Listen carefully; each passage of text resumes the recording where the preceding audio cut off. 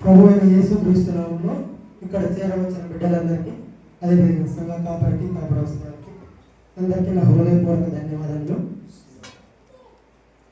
యేసుక్రీస్తు ప్రభుల వారు శిలువలో పలికిన 7 మాటల్లో 4వ మాటగా నన్ను ధ్యానించుటకు సేవకుడు అవకాశం ఇచ్చినందుకు సేవకుడికి మరొకసారి ధన్యవాదాలు తెలియజేసుకుంటున్నాను.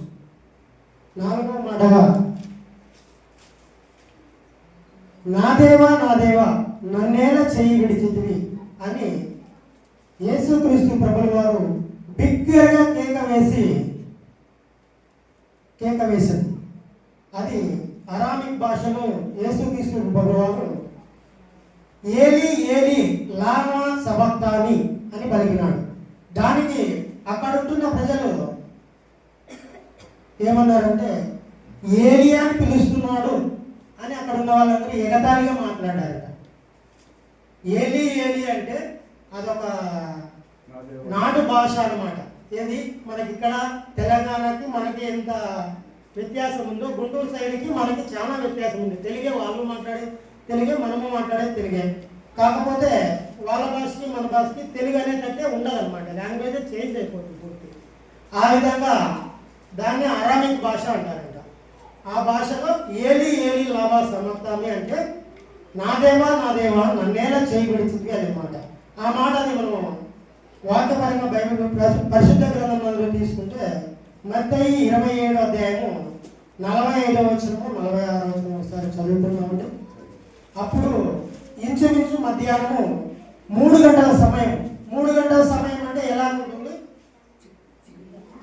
ఎండ, పూర్తి ఎండ, పగలు, పట్టపగలు పూర్తి ఎండ అనేది ఉంటుంది అనమాట. కానీ ఆ ప్రాంతంలో ఆ సమయంలో యేసుక్రీస్తు ప్రభుల వారికి సిలువ వేస్తున్న సమయంలో ఇంచుమించు 3 గంటల సమయంలో కారు చీకటి అనేది బైబిల్లో రాయబడింది.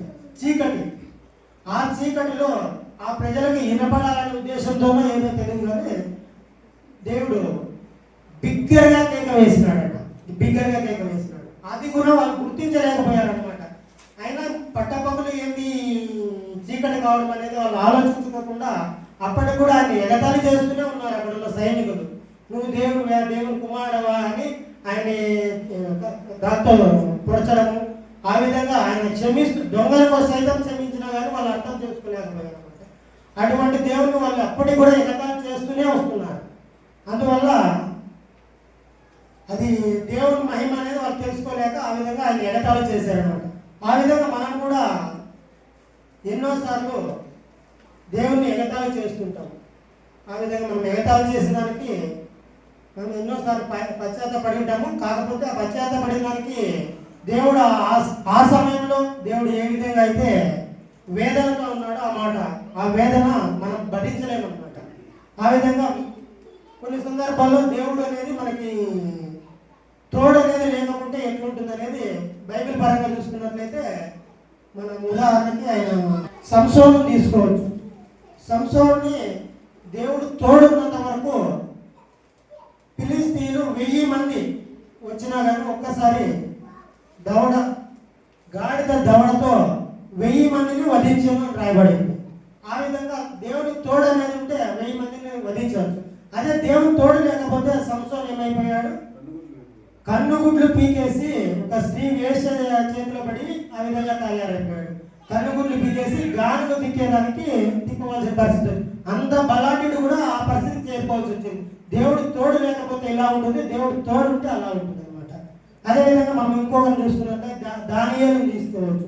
దానియేలు కూడా సింహాల గృహలో పడవేసినా కానీ హాయిగా నిద్రిస్తున్నాడంట. అదే సింహాల గృహలో మనలో పడేస్తే మన పరిస్థితి ఎలా ఉంటుంది అనేది మనం అర్థం చేసుకోవాలి. అంతటి భక్తిగా ఉండామా లేదా అనేది మనం కూడా అర్థం చేసుకోవాలి. దానియేలు సింహాల గృహలో వేసినప్పుడు దానియేలు పాటలు పాడుకుంటూ నిమ్మలంగా నిద్రపోతున్నాడు అనమాట. ఆ విధంగా ఇంకొకరు తీసుకున్నట్ట శడ్రక్ మెషక్ అబేద్నెగోను కూడా ఉదాహరణ తీసుకోవచ్చు. వారిని అగ్నిలో పడవేస్తే అగ్ని 2 చేస్తున్నారట. ఆ రాజు ఆజ్ఞ మేరకు అగ్ని 2 చేసిన అగ్నిలో కూడా వాళ్ళు ఏ మాత్రం కూడా కాలలేకపోయారు. అది దేవుడు తోడున్నాడు కాబట్టి. దేవుడు తోడు లేకపోతే అప్పుడు పరిస్థితి ఏమయ్యేదని మనం అర్థం చేసుకోవాలి. ఆ విధంగా మనం కూడా దేవుని తోడు ఉంటే ఏ విధంగా ఉండగలము, దేవుని తోడు లేకపోతే ఏ విధంగా ఉండగలము మనం కూడా అర్థం చేసుకోవాలి. మనం ఉదాహరణకి ఫ్రెండ్స్ని ఆధారం చేసుకుని ఎన్నోసార్లు వాడు ఉంటే చాలప్ప నా జీవితం అంతా ధన్యమేను, భార్యని నా భార్య ఉంటే చాలప్ప నాకు ఎన్నో రకాలుగా నేను లైఫ్ అంతా నాకు ఇదే అయిపోతుంది అనే రకాలుగా మాట్లాడుతుంటాను, ఎన్నో రకాలుగా మాట్లాడతాను. కానీ అవన్నీ కూడా ఫ్రెండ్ అనేది అయితే ఒక ఆర్థిక లావాదేవీలు ఏదన్నా ఇంటికి వచ్చిందంటే దాంతో తొలగిపోతాడు ఫ్రెండ్ అనేవాడు. ఒక భార్య అనేది తీసుకో, ఆమెకి మనకి ఎన్ని సంవత్సరాలు సత్సంబంధాలు జరిగి ఉంటే దేవుని చిత్తం, అది కూడా దేవుని చిత్తం అనేది ఉంటే ఎన్నేళ్ళు అనేది ఇప్పుడు జరుగుతున్న పరిస్థితుల్లో అయితే పెళ్ళైన మరుసటి రోజు కూడా విడిపోయే పరిస్థితుల్లో ఉన్నాయి. అటువంటి పరిస్థితుల్లో భార్యాభర్తలు అనేది అది కూడా శాశ్వతం లేదనమాట. కానీ మన నిజ దేవుడు అనేది మనకు తోడుంటే మనం జీవితాంతం మన కట్టే కాలేంత వరకు కూడా ఆయన తోడు అనేది ఉంటే మనము ఏదైనా కూడా విడిచిపోకుండా ఉండొచ్చు అనమాట. ఆయన ఏది తెలియజేస్తే అది మనం నెరవేర్చే కృప కూడా ఆయన మనకి ఇస్తాడనేది కూడా తెలుసుకోవాలన్నమాట. అదేవిధంగా మనకి ఏ విషయంలో కూడా మనము ఇతరుల్ని హింసించే విధంగా పాపం చేసే విధంగా మనం ఉండకూడదు అనమాట. మనం పాపం చేస్తున్నామంటే అది ఆల్రెడీ మన పాపం నిమిత్తమే, మనం చేసిన పాపం నిమిత్తమే ఆయన సిలువ వేయబడ్డాడు. అది ఇప్పటి నుంచి కాదనమాట. అప్పుడు ఆదాము మనం ఎప్పుడైతే దేవుడు సృష్టించాడో అప్పటి నుంచి ఆదాము ఏదో తోటలో ఉన్నప్పుడు ఎప్పుడైతే మనకి పళ్ళు తినదానే పళ్ళు తిని అవ్వ చెప్పిన మాట విని ఎప్పుడైతే పాపం మోస్తున్నాడో అప్పటి నుంచి క్రీస్తు సిలువలో ఎప్పుడైతే సిలువ మోసాడో మన కోసం ఈ మాట పలికాడో అప్పటి వరకు కూడా మన పాప భారాలన్నీ ఆ భారము ఆయన మీద మోసుకొని ఆ భారం కోసమే ఆయన పాపాలన్నీ భరించి ఆ పాపం మోసుకున్న ద్వారా దేవుడు తండ్రి అయిన దేవుడు కుమారుని విడవలసి వచ్చిందనమాట. ఆయన ఏం నేరం చేయలేదు, ఇంకొకటి ఏమీ చేయలేదు. మనమన్నా దినానికి ఎన్నో వేల పాపాలు చేస్తున్నామని ఇంతకుముందు దయచేసి ఇంతకుముందే మనకు తెలియజేశారు. దినానికి 2 వేసుకున్నా కానీ 2, 3 ఎన్నో వేసుకుంటే సంవత్సరానికి గంటకి ఇన్ని అవుతాయని కూడా తెలియజేశాడు.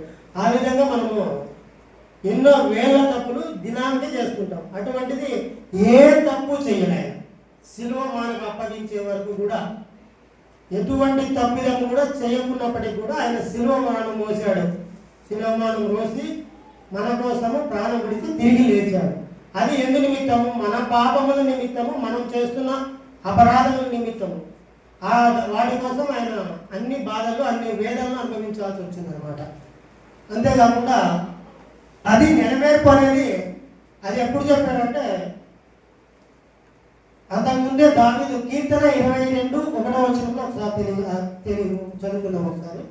అదేవిధంగా ఆమోసు గ్రంథం 8:9 ఒకసారి చదువుకుందాం. ఆ విషయం ఎప్పుడు తెలియజేయడం, అది ఎప్పుడు అమలులోకి వచ్చిందంటే 1000 సంవత్సరాల కిందట ఆమోసు ప్రవక్త ఆ విధంగా తెలియపరిచాడు. అది అనేది మనకి మత్తయి 27:45 అమలులోకి వచ్చింది అన్నమాట. అంటే అన్ని సంవత్సరాల కింద చెప్పిండేది ప్రభు అయిన యేసు క్రీస్తు తండ్రి ద్వారా ఆ సమయంలో నెరవేర్చవలసి వచ్చింది. అది నెరవేర్చవలసిన కారణం ఏమంటే మన ద్వారా మన కోసం ఆ విషయం నెరవేర్చవలసి వచ్చింది అనమాట. ఆ విధంగా తండ్రి అయిన దేవుడు చెప్పిన మాటకి కుమారుడు ఏ తప్పిదము చేయలేకుండా కానీ ఆ విషయం మన కోసం నెరవేర్చవలసి వచ్చిందనమాట. ఆ విధంగా మనం కూడా ఎన్ని రోజులము జీవిస్తున్నాం అనేది కాకుండా, ఎన్ని దినాలు బతికాం అనేది కాకుండా దేవుని కోసము మేము ఎంత మాత్రం బతుకుతున్నాము, ఎంత వేదనతో ప్రార్థన చేస్తున్నాము, ఎంత వేదనతో మనం నడుచుకుంటున్నాము, ఆయన కోసం మనం ఏం చేస్తున్నాము అనేది కూడా మనం ఒకసారి అర్థం చేసుకుని జీవించాలనే జీవితం తెలియజేస్తున్నాము. అదేవిధంగా రోమా 6:23 ఒకసారి చదువుతున్నాను. ఏలయనగా పాపం వలన వచ్చే జీతము మరణం. పాపం వలన వచ్చేది మరణమే అనేది బైబిల్ గ్రంథంలో తెలియపరిచింది. పాపం అనేది మనము ఏ విధంగా చేస్తున్నాం అనేది కూడా మనం తెలుసుకోవాలంట. పాపం అనేది మనము చూపుల ద్వారానో, నడక ద్వారానో, చేతుల ద్వారానే కాదు. మనము ఆఖరికి మనం నడుస్తున్నా కానీ మన కింద కొన్ని వేల సూక్ష్మ క్రిములు అనేవి చనిపోతుంటాయి. అది కూడా పాపం కిందకే లెక్క వస్తుంది. మన నోటి మాట ద్వారా కూడా ఎన్నోసార్లు ఎన్నో పాపాలు మాట్లాడి ఉంటాం. అది కూడా పాపం కిందే లెక్క వస్తుంది. కానీ పాపం అంటే నేనేదో వ్యభిచారం చేస్తాను, లేకపోతే ఇంకా ఏమన్నా చేస్తేనే దొంగతనం చేస్తాను, అట్లా అది మాత్రమే పాపం అనే విధంగా మనం తెలుసుకుంటాం. కానీ అది మాత్రమే కాదు పాపం. మనకు తెలియకుండానే ఎన్నో వేల పాపాలు చేస్తున్నాం అనమాట. ఆ విధంగా కూడా అది మరణంతో సమానం అనమాట. దేవుని కృపావరము మన ప్రభు అయిన క్రీస్తు యేసునందు నిత్య జీవం. అదే మన ప్రభు అయిన యేసు క్రీస్తు మనకు తోడుంటే నిత్య జీవం అనేది మనకు ఉంటుందనేది కూడా తెలుసుకోవాలన్నమాట. ఆ విధంగా మనము ఉదాహరణకి నా కూతుర్లు ఉన్నారు కదా, ఎడబాటు అనేదానికి నేను చెప్తున్నాను. ఎడబాటు అనేది ఏ విధంగా ఉంటుందంటే, నా కూతుర్లు వచ్చి హాస్టల్కి వెళ్తున్నారు. ఇప్పుడంటే మొబైల్స్ వచ్చాయి కాబట్టి ఏదో వీడియో కాల్ చేసుకొని మాట్లాడుకుంటాము.